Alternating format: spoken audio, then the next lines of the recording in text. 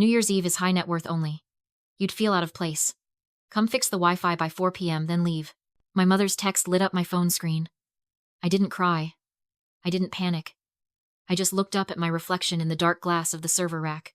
She thought she was texting her unpaid IT support daughter. She didn't know she was texting the woman currently ranked number 35 on the global billionaire index, with a secret net worth of $4.2 billion. I typed a single reply. On my way. Before I show you exactly how a $4.2 billion IT girl destroys a toxic family in one night, drop a comment. Where are you watching from? And what time is it for you right now? I want to see how far this story travels. The ferry ride to the private island resort in the Florida Keys took 40 minutes. I stood on the lower deck, with the catering staff and the florists, watching the turquoise water churn against the hull. When we docked, security didn't even look up from his clipboard. Name? Haley, I said. He flipped past the guest list, past the VIPs, straight to the back page. Vendor list, tech support, badges on the table, use the service entrance. I clipped the plastic laminate to my shirt. It didn't have my name, just the word staff in bold red letters. I'm 29 years old, the founder of a logistics empire that moves cargo across 3 oceans. And to my family, I am still just the help. But I didn't correct him. I didn't flash my black card or demand a manager. I took the badge and walked toward the kitchen. Inside the main ballroom, the air smelled of expensive lilies and nervous sweat. My sister, Morgan, was standing in the center of the room, screaming at a terrified lighting technician. I said amber light, not yellow. Do you want me to look jaundiced on my live stream? Fix it. She turned and saw me. Her eyes raked over my simple black slacks and white button-down. She didn't say hello. She just rolled her eyes and turned back to her phone. Then I saw my mother. Susan was directing the placement of the champagne tower, her face set in a mask of intense concentration. When she spotted me, she didn't smile. She pointed a manicured finger toward the back wall. You're late, she snapped, closing the distance between us, without actually looking me in the eye. The Wi-Fi in the East Wing is spotty. The investors can't access their portfolios. Fix it. Then stay in the utility closet. I don't want the guests seeing you like this. Like what? I asked, my voice calm. Like a technician, she hissed. It ruins the aesthetic. Just get it done. She turned on her heel and walked away. I watched her go, feeling the familiar weight of dismissal settle on my shoulders. For years, I wondered why I let them treat me this way. Why did I come when they called? Why did I fix their problems for free? It's a psychological mechanism called the trap of normalizing cruelty. When you grow up in a tank with sharks, you learn that bleeding attracts attention. So you stop bleeding. You stop reacting. You make yourself small and useful, because usefulness is the only camouflage that works. They mistake my silence for submission. They think I've accepted my place at the bottom of the food chain. But predators don't roar before they strike. They blend in. My silence wasn't weakness. It was the discipline of a hunter waiting for the wind to change. I wasn't here to serve them. I was here to gather the final pieces of evidence before I burned the whole ecosystem down. I walked into the cramped utility closet and locked the door behind me. It was hot, smelling of ozone and dust. I pulled my laptop from my bag and plugged directly into the resort's main server. I didn't just reboot the router. I accessed the administrative root. I wasn't just fixing the internet. I was installing a command protocol that gave me total override control of every screen, every speaker, and every digital display in the ballroom. The screen flashed green. Access granted.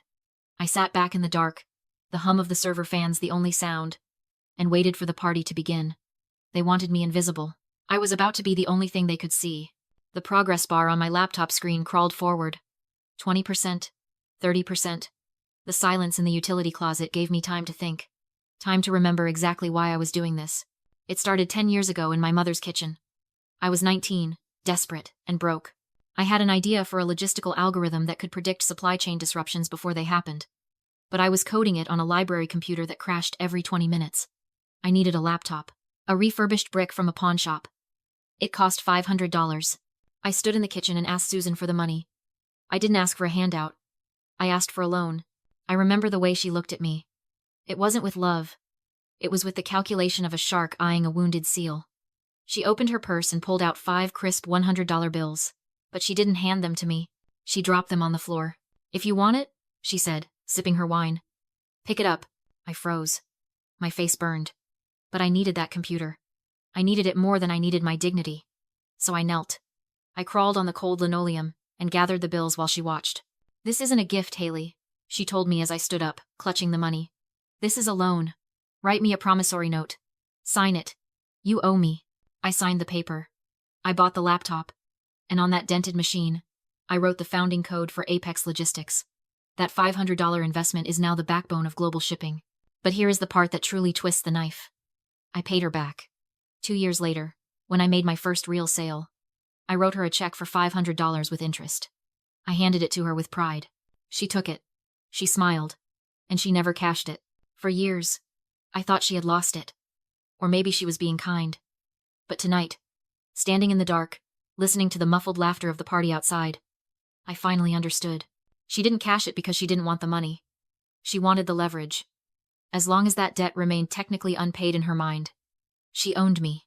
Every time she demanded I fix her computer, every time she made me drive her to appointments, every time she treated me like staff at her parties, she was collecting interest on a debt I had already settled.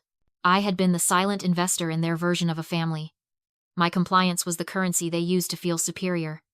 My compassion had been a luxury they had overdrafted for years. I looked at the screen. Upload complete. The command protocol was live.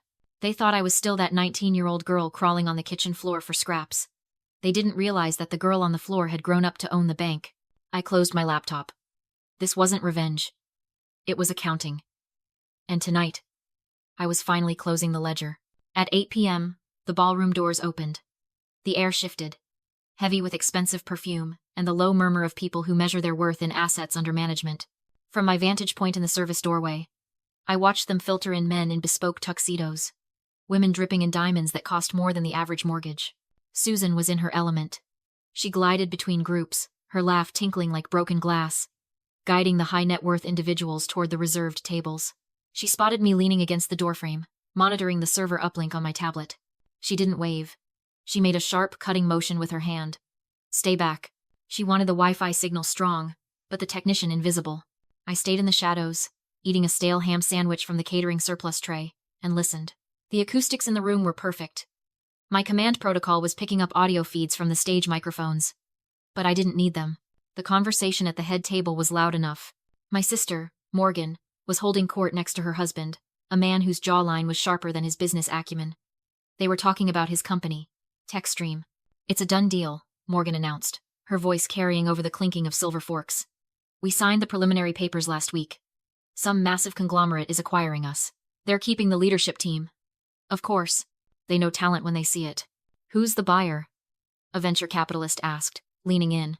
They're being very secretive, Morgan's husband replied, swirling his scotch. Ironclad NDA. But let's just say the valuation is aggressive. We're popping the big bottles tonight. I took a bite of my sandwich. The dry bread stuck in my throat, but I swallowed it down. The irony was a physical weight in my chest. TechStream was a failing logistics interface. The mystery conglomerate was Apex Logistics. I was the one who had authorized the acquisition. I was the one who had read the due diligence reports showing their code was bloated and their leadership was incompetent. I had planned to gut the company and rebuild it. But sitting here, watching them toast to a success they hadn't earned, I realized I had a better idea.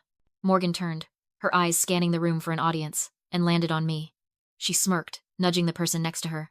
Oh, don't mind her, she called out, pointing her fork in my direction. That's just Haley. She's keeping the internet on so you guys can close your deals. Someone has to do the heavy lifting, right? The table erupted in laughter. It wasn't warm laughter.